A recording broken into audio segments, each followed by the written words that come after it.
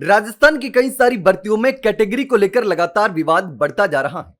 आपने देखा होगा कि कई सारी कैटेगरीज ऐसी होती हैं जिसमें अभ्यर्थी मिलते नहीं है और वो पोस्ट खाली रह जाती है।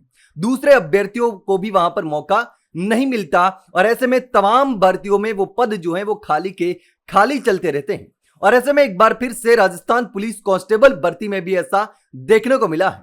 दरअसल ये भर्ती जो है वो राजस्थान पुलिस कांस्टेबल खेल कोटा भर्ती 2025 से, जो कि 167 पदों के लिए निकाली गई थी, लेकिन इस भर्ती में पूरे प्रदेश से मात्र 22 आवेदन ही स्वीकृत हो पाए और ऐसे में ज्यादातर जो पद थे वो खाली रह गए क्योंकि 22 आवेदन ही स्वीकृत हो पाए, जबकि यह भर्ती ही 167 पदों के लिए निकाली गई थी। लेकिन खेल कोटा की भर्ती है और ऐसे में इस कैटेगरी के अभ्यर्थी मिले ही नहीं। 167 पदों की भर्ती और 22 आवेदन ही स्वीकृत हो पाए। ऐसे में एक बार फिर से इसको लेकर के विवाद खड़ा हो गया है और इन 22 जो आवेदन स्वीकृत हुए हैं, इन 22 आवेदन में से भी 5 आवेदन न्यायालय के हस्तक्षेप के बाद स्वीकार किए गए हैं। यानी कि 5 आवेदन के लिए तो कोर्ट को हस्तक्षेप करना पड़ा, नहीं तो 22 में से भी 5 कम कर दो। 17 आवेदन आए थे। तो ऐसे में इसको लेकर के लगातार विवाद बढ़ता जा रहा है।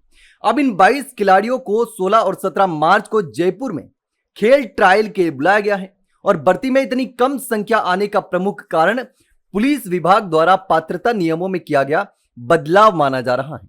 अब विभाग ने इस बार केवल राष्ट्रीय स्तर के मेडल विजेताओं को ही पात्र माना है, यानी कि नेशनल लेवल के जो मेडल विजेता थे वो ही इसमें पात्र अभ्यर्थी माने जाएंगे और इसी वजह से इसमें बहुत कम आवेदन स्वीकृत किए गए हैं। अब नेशनल खिलाड़ियों को ही ट्रायल के लिए बुलाया गया है। तो ऐसे में अब विभाग ने केवल राष्ट्रीय स्तर के मेडल जो विजेता खिलाड़ी थे उनको ही पात्र माना है और 2 साल पहले तक जो नियम था वो राष्ट्रीय स्तर पर भाग लेने वाले खिलाड़ी भी इस खेल कोटा में आवेदन कर सकते थे।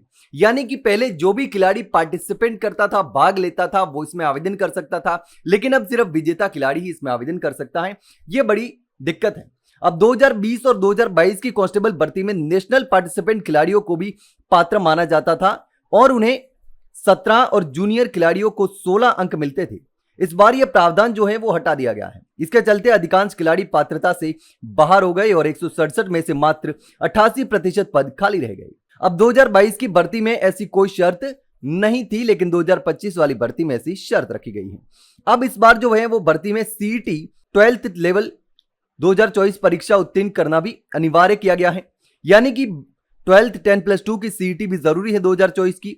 खिलाड़ियों का कहना है कि यह शर्त भी भर्ती प्रक्रिया में अतिरिक्त बाधा बन गई है।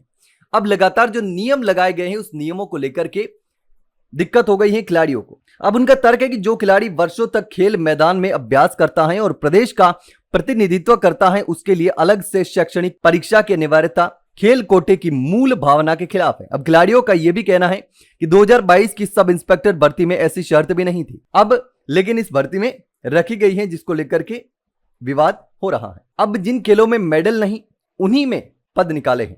अब भर्ती प्रक्रिया को लेकर खिलाड़ियों ने यह भी सवाल उठाया कि जिन खेलों में राजस्थान को राष्ट्रीय स्तर पर वर्षों से मेडल नहीं मिले हैं उन्हें भी पद निकाल दिए गए, जैसे कि हॉकी के 22 और फुटबॉल के 4 पद निकाले गए, जबकि इन खेलों में लंबे समय से राज्य को राष्ट्रीय स्तर पर पदक नहीं मिला।